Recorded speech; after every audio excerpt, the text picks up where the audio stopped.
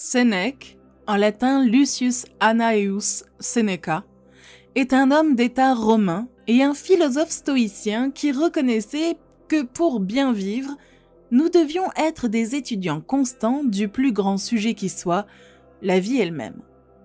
Dans son essai moral sur la brièveté de la vie, Sénèque nous rappelle de toute urgence que notre ressource la plus importante, notre temps, n'est pas renouvelable. C'est dans cet esprit que nous présentons ici 10 des plus importantes idées sur la gestion du temps tirées des écrits de Sénèque. Premièrement, il faut traiter le temps comme une marchandise. Sénèque dit « Les gens sont économes dans la gestion de leurs biens personnels, mais dès qu'il s'agit de dilapider le temps, ils sont les plus gaspilleurs de la seule chose pour laquelle il est juste d'être avare. » Sénèque nous met en garde contre le fait que nous ne traitons pas le temps comme une ressource précieuse, alors qu'il s'agit sans doute de notre ressource la plus précieuse et la moins renouvelable. Imaginez que vous vous promeniez dans la rue et que vous voyez un homme très riche qui jette son argent par les fenêtres. Vous penseriez certainement que cette personne est folle. Pourtant, chaque jour, nous voyons les autres et nous-mêmes jeter quelque chose de bien plus précieux, notre temps. La quantité dont nous disposons est incertaine, mais sûrement limitée. Il est nettement plus insensé de gaspiller du temps que de l'argent, car contrairement à l'argent, nous ne pouvons pas en produire davantage lorsqu'il est épuisé. Pour se rendre compte de la valeur d'une année, il suffit de demander à un élève qui a échoué. Pour connaître la valeur d'un mois, demandez à une mère qui a donné naissance à un enfant prématuré. Pour connaître la valeur d'une semaine, demandez au rédacteur en chef d'un hebdomadaire. Pour connaître la valeur d'une heure, demandez à la personne qui vient de rater un train. Pour connaître la valeur d'une seconde, demandez à la personne qui a évité de justesse un accident. Et pour connaître la valeur d'une milliseconde, demandez à la personne qui a obtenu la médaille d'argent aux Jeux Olympiques. Si le temps que nous passons sur cette terre est incertain, ce qui est certain, c'est qu'il est limité.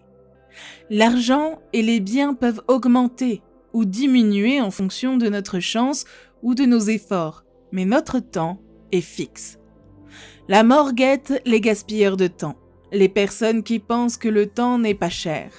En effet, lorsqu'il est utilisé correctement, le temps devient un amplificateur. Lorsqu'il est dépensé sans considération, il devient une source persistante de regrets. Deuxièmement, n'investissez pas votre temps dans la préparation de la vie. Selon Sénèque, celui qui consacre tout son temps à ses propres besoins, qui planifie chaque jour comme si c'était le dernier, n'attend ni ne craint le lendemain. Nous sommes tous coupables de passer beaucoup trop de temps à nous préparer à la vie. Sénèque nous pousse à vivre maintenant, à ne pas retarder notre bonheur, à ne pas penser que le bonheur est dans l'avenir. Il critique ceux qui pensent qu'ils peuvent travailler assidûment jusqu'à environ 60 ans, âge auquel ils prendront enfin leur retraite et seront heureux. Notre avenir est incertain et nous ne le contrôlerons pas. La vie future à laquelle vous travaillez peut ne jamais arriver. Nous sommes tellement occupés et préoccupés par l'avenir que nous laissons souvent filer le présent, permettant au temps de passer sans être remarqué ni saisi. Puis, lorsque nous sommes vieux et sur notre lit de mort, nous réalisons enfin à quel point la vie est courte et précieuse, avec le regret de ne pas en avoir tiré le meilleur parti lorsque nous le pouvions. Sénèque compare le temps à un ruisseau impétueux qui ne coule pas toujours. Si vous étiez au milieu d'un désert, mourant de soif, et que vous rencontriez un ruisseau d'eau, sans savoir quand il s'arrêtera, n'en boiriez-vous pas autant que vous le pourriez ? Tout comme l'eau, nous devrions utiliser autant de temps que possible pour tirer le meilleur parti de notre présent. Votre trentaine, votre quarantaine, votre cinquantaine et au-delà valent la peine d'être planifiés, mais ne les laissez pas vous priver du précieux présent. On ne peut vivre qu'un moment à la fois et on ne peut le vivre qu'une seule fois. Alors choisissez de vivre le moment présent. Troisièmement, vivez votre vie pour vous-même. Pour citer Sénèque, il ne faut pas penser qu'un homme a vécu longtemps parce qu'il a des cheveux blancs et des rides. Il n'a pas vécu longtemps, il a simplement existé longtemps. Nous avons tous certaines choses que nous voulons dans notre vie. Qu'il s'agisse d'un emploi de rêve, d'une maison de rêve, d'une relation de rêve ou de vacances de rêve. Mais la plupart d'entre nous ne sont même pas prêts de réaliser ces choses parce qu'ils sont coincés dans un emploi qui ne le supporte pas, juste pour payer des factures, ou avec un partenaire qu'ils font semblant d'aimer parce qu'ils ne veulent pas être seuls. On est ballotté par tout ce qui nous arrive. Et dans le monde d'aujourd'hui, il y a beaucoup de choses qui viennent à vous. Nous nous trompons alors nous-mêmes en nous disant que nous n'avons pas assez de temps pour essayer de nouvelles activités. Être occupé est toujours un choix. Être occupé par des choses que nous n'aimons pas est la plus grande distraction de la vie. Nous suivons notre vie jour après jour. Nous nous présentons à nos obligations, mais nous sommes absents de nous-mêmes, confondant le faire et l'être. La meilleure façon d'investir votre temps est d'investir dans la création d'une vie que vous aimez vivre. Si vous ne savez pas ce que vous aimez ou ce que vous voulez, posez-vous les questions suivantes. Si j'avais plus de temps, que pourrais-je faire? Ou encore, si je pouvais changer quelque chose en ce moment, même, autour de moi, ou à mon sujet, qu'est-ce que ce serait? Vous vous rendrez peut-être compte que vous voulez changer d'emploi, vous mettre en forme, ou vous adonner à un nouveau passe-temps. Vous pouvez commencer par vous lever tôt et utiliser cette heure supplémentaire pour faire ce que vous aimez. Le temps est précieux et il s'écoule pour chacun d'entre nous. Plus vous attendez pour commencer à changer, plus vous passerez votre vie à travailler pour que le rêve de quelqu'un d'autre devienne réalité. Numéro 4. Pratiquez la préméditatio malorum. Comme nous l'apprend Sénèque, si nous perdons notre temps à hésiter et à procrastiner, la vie continue. La procrastination survient lorsqu'un conflit entre la satisfaction à court terme d'impulsions telles que ne rien faire et perdre du temps et les engagements à long terme tels que la rédaction d'un rapport ou le montage de cette vidéo est remporté par la personne qui pense avoir le plus de temps devant elle. En psychologie, on appelle cela l'incohérence temporelle. Même si pour la plupart d'entre nous, il est important d'accomplir un travail utile au fil des ans que de se prélasser, le cerveau humain a un penchant très daté pour ce qui se passe ici et maintenant. Sénèque nous donne cependant un moyen de lutter contre cela avec une méthode très efficace et très simple. Les stoïciens l'appelaient préméditatio malorum. L'idée sous-jacente est de se demander avant de faire quelque chose ce qui peut mal tourner. Il s'agit d'une forme de visualisation négative. Une fois que vous avez identifié les distractions ou les problèmes, vous pouvez les contourner en vous préparant.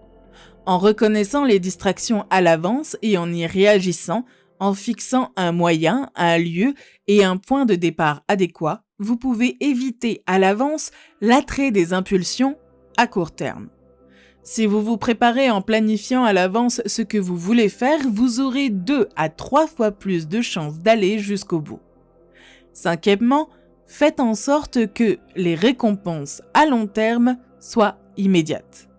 Pour citer Sénèque, le fait d'interrompre les choses est le plus grand gâchis de la vie. Elle nous arrache chaque jour comme il vient et nous prive du présent en nous promettant l'avenir. Le plus grand obstacle à la vie est l'attente. C'est au début du travail que notre besoin de procrastiner est le plus fort. Même si vous avez éliminé toutes les distractions et que vous êtes prêt à vous rendre au travail à 8 heures, comme vous l'aviez prévu, pour votre cerveau, l'attrait de trouver une excuse pour faire quelque chose de plus facile est toujours très fort. Le défi le plus difficile à relever consiste à trouver un moyen de rendre cet effort de départ moins désagréable. La clé est l'attente. C'est ce que nous recherchons lorsque nous voulons retarder quelque chose que nous savons être bénéfique pour nous. C'est l'écart entre les impulsions à court terme et la récompense à long terme. La raison pour laquelle il est souvent si difficile de commencer quelque chose est qu'il n'y a pas d'attente de récompense immédiate. Parfois, il faut attendre des années avant d'obtenir une récompense. Cependant, si vous associez votre travail à l'attente d'une récompense immédiate, vous vous donnez une bonne raison de commencer. Par exemple, si vous procrastinez en regardant YouTube, vous pouvez conclure un accord selon lequel vous n'avez pas le droit de regarder YouTube tant que vous n'avez pas accompli une certaine quantité de travail. De cette façon, vous êtes récompensé par quelque chose d'immédiat en terminant le travail désagréable. Numéro 6. Tirez le meilleur parti de votre temps libre. Comme nous l'apprend Sénèque, le problème n'est pas que nous avons peu de temps à vivre, mais que nous en gaspillons une grande partie. La vie est suffisamment longue et une quantité suffisamment généreuse nous a été donnée pour les plus grandes réalisations si elle était bien investie. Nous travaillons tous dur pour gagner de ce que nous pouvons consacrer à des activités de loisirs. Nous travaillons 8 à 9 heures par jour pour gagner du temps libre. Mais nous gaspillons sans cesse ce temps libre durement gagné pour des choses sans intérêt, comme boire au pub avec des collègues ou des amis, regarder des séries télévisées ou simplement bavarder autour de la fontaine d'eau. Comme certains le soulignent, il faut savoir s'arrêter et dire « stop ». Ne gaspillez plus le temps libre que vous gagnez. Même si vous aimez votre travail quotidien, réduisez au minimum le temps passé à travailler. Vous ne récupérerez jamais ces heures supplémentaires. Elles sont perdues à jamais. La plupart d'entre nous passent leur précieuse pause déjeuner d'1 heure à manger à leur bureau. Nous devrions plutôt en profiter pour lire, écrire ou faire de l'exercice. Si vous travaillez dans une ville, visitez un musée ou une galerie. Les week-ends ou les soirs où vous avez du temps libre, profitez-en pour méditer, lire, faire de l'exercice, tenir un journal ou tout ce qui peut ajouter de la valeur à votre vie. Si vous voulez vaincre la médiocrité et commencer à vivre votre vie, vous devez commencer à tirer le meilleur parti de votre temps libre. Septièmement, passez du temps à réfléchir à votre passé.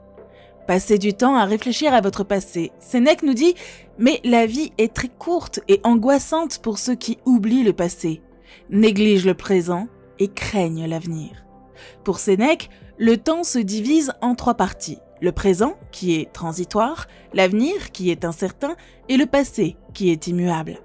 Toutes les leçons modernes de gestion du temps nous disent de nous concentrer sur le présent en vue de l'avenir. Elles se concentrent toutes sur l'incertain et le transitoire.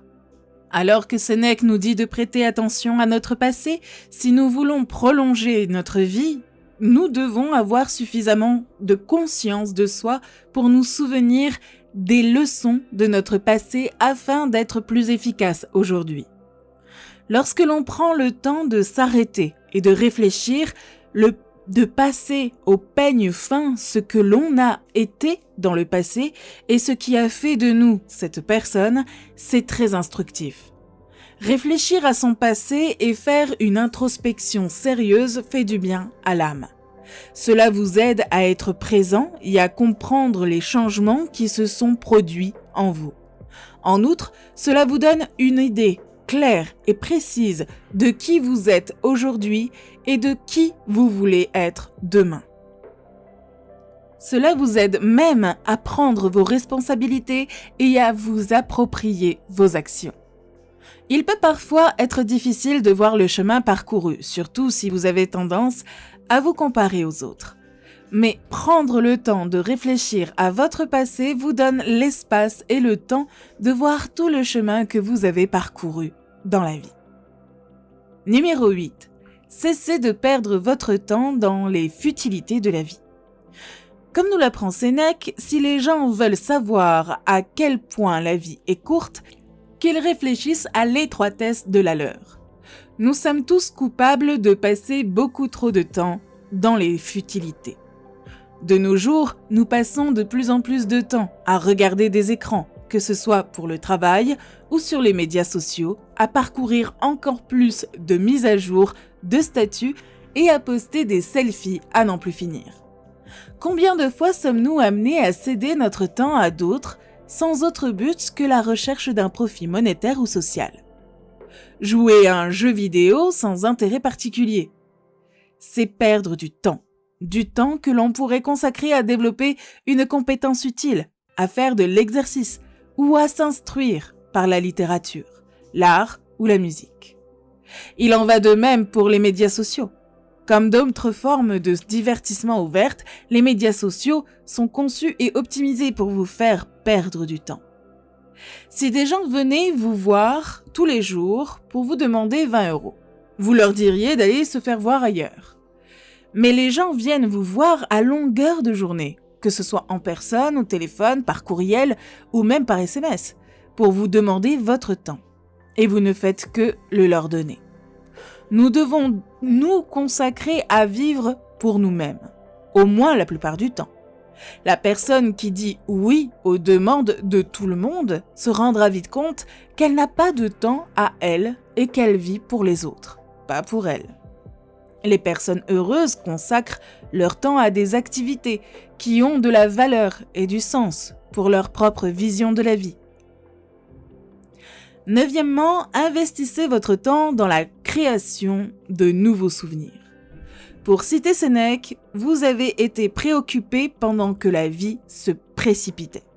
Entre-temps, la mort arrivera et vous n'avez pas le choix de vous rendre disponible pour elle. Si vous donnez de l'argent à un homme riche, il essaiera de le doubler en investissant dans des endroits où il obtiendra un rendement maximal. De même, nous devrions tous investir notre temps avec sagesse et le meilleur rendement que nous puissions obtenir avec notre temps est de l'investir dans la création de nouveaux souvenirs et dans des enseignements philosophiques. Sénèque nous dit que la mémoire est plus durable que le chagrin. Nous passons trop de temps à courir après ce qui raccourcit notre courte vie, comme le luxe et les loisirs, de sorte qu'une fois âgés, nous regrettons de ne pas avoir vécu du tout.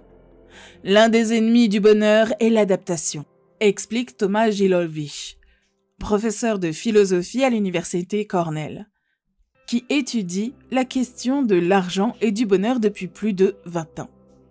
Gilovich et d'autres chercheurs ont découvert que les souvenirs des expériences de la vie, aussi éphémères soient-elles, procurent un bonheur plus durable que les objets. Les souvenirs guident nos pensées, nos actions et nos décisions. Ils façonnent notre identité. Vous pouvez commencer à créer de nouveaux souvenirs en relevant de nouveaux défis, en passant du temps avec les personnes que vous aimez, en voyageant et en recherchant de nouvelles opportunités. Acheter une montre Apple ne changera pas qui vous êtes. Prendre une pause de travail pour parcourir les sentiers de votre région du début à la fin le fera certainement. Nous ne sommes pas nos biens, mais nous sommes l'accumulation de tout ce que nous avons vu, des choses que nous avons faites et des endroits où nous sommes allés. Numéro 10, investissez votre temps dans les philosophies. Dans notre dernier morceau de sagesse de Sénèque pour cette vidéo, nous apprenons que, de tout le monde, seuls ceux qui prennent le temps de philosopher, seuls ceux-là sont vraiment vivants. Car non seulement ils surveillent bien leur propre vie, mais ils adaptent tous les âges à la leur. Toutes les années qui se sont écoulées avant eux s'ajoutent à la leur. Sénèque considère l'étude de la philosophie comme la seule occupation valable de l'esprit et de l'âme. C'est un maître inestimable qui nous aide à apprendre comment habiter pleinement notre propre moi dans cette période brève et éphémère de l'existence et qui élargit nos courtes vies de manière à ce que nous puissions vivre largement plutôt que longtemps. Philosophe signifie amoureux de la sagesse. La philosophie est l'étude de la vérité, de la vertu, de la vie et de la mort. Rien dans ce monde n'est permanent, sauf la vérité. Le philosophe cherchera toujours à découvrir la vérité sur la façon dont ce monde est constitué et sur le rôle que nous y jouons. Vous pouvez commencer par lire. De bons livres ont été écrits pour vous servir. Le savoir et la sagesse qu'ils contiennent sont des condensés de temps, et ce temps compressé dans leurs pages s'ajoute à votre temps. Si vous avez apprécié cette vidéo, n'oubliez pas de consulter notre liste de lecture complète sur le stoïcisme. Et pour plus de vidéos qui vous aideront à trouver le succès et le bonheur en utilisant la sagesse philosophique ancienne, n'oubliez pas de vous abonner. Merci beaucoup d'avoir regardé la vidéo jusqu'au bout, je vous souhaite une bonne journée, à très bientôt sur Espace Motivation.